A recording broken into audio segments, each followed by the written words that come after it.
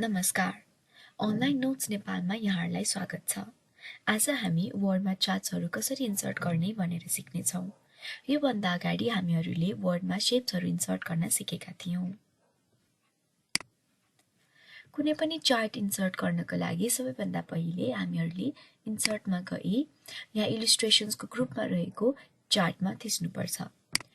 हामीले चार्टमा थिचिसकेपछि एउटा यस्तो खालको डायलग बक्स आउँछ जसमा चाहिँ यहाँ हामीले कुन चाहिँ चार्टहरू चुज गर्ने भनेर राख्ने भनेर चुज गर्न सक्छौँ। जस्तै म चाहिँ यहाँ एउटा पाई चार्ट राख्दैछु। पाई चार्टमा थिचेर मैले ओके गरिसकेपछि यहाँ एउटा पाई चार्ट आउँछ।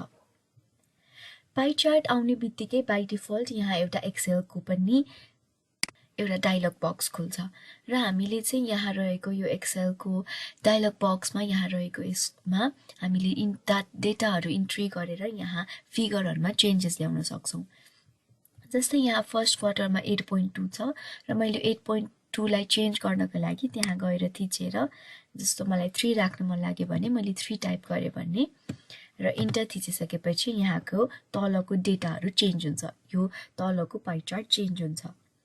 यसरी हामीहरूले यहाँको डेटा इन्ट्रीहरू चेन्ज गर्न सक्छौं। त्यसैगरी नामहरू चेन्ज गर्नको लागि जस्तो फर्स्ट क्वार्टरलाई यहाँ मैले मार्केटिङ भनेर राखे भने र इन्टर थिचिसकेपछि यहाँ मार्केटिङ हुन्छ। ब्लू कलरले मार्केटिङलाई इन्डिकेट गरेको छ भनेर बुझिन्छ। यसरी हामीहरूले डेटा र इन्डेक्सहरूलाई मिलाउन सक्छौं। हामीहरूले यो पाई चार्टको हामीहरूले यसको डिजाइनहरू पनि सेलेक्ट गर्न सक्छौं। जस्तै यहाँ माथि रहेको डिफ्रेन्ट खालको डिजाइन्सहरूलाई हामीले चुज गर्न सक्छौं। जस्तै म चाहिँ अहिले एउटा यो राख्दै छु। यसरी हाम्रो यो अहिले डिजाइन चेन्ज भयो। त्यस्तै गरेर हामीले फर्म्याटमा गएर क्लिक गरेपछि यहाँनिर हामीले कुन चाहिँ शेपमा कुन चाहिँ कलरले फिल गर्ने आउटलाइन के राख्ने भनेर पनि चुज गर्न सक्छौं।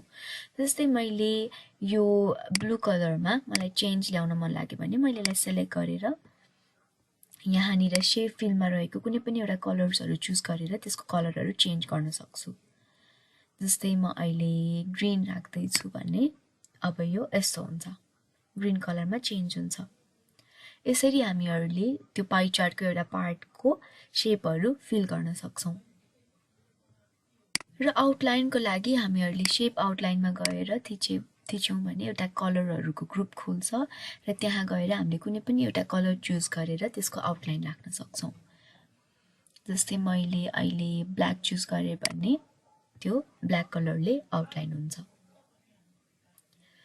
र हामीले यस्तै गरेर यो शेपको पोजिसनहरू कहाँ राख्ने, यो चार्टलाई कहाँ राख्ने भनेर पनि हामीहरूले चुज गर्न सक्छौं। जस्तै हामी यहाँ पोजिसनमा थिचिसकेपछि यो चार्टलाई चाहिँ कुन ठाउँमा राख्ने भनेर यसको पोजिसन डिसाइड गर्न सक्छौं।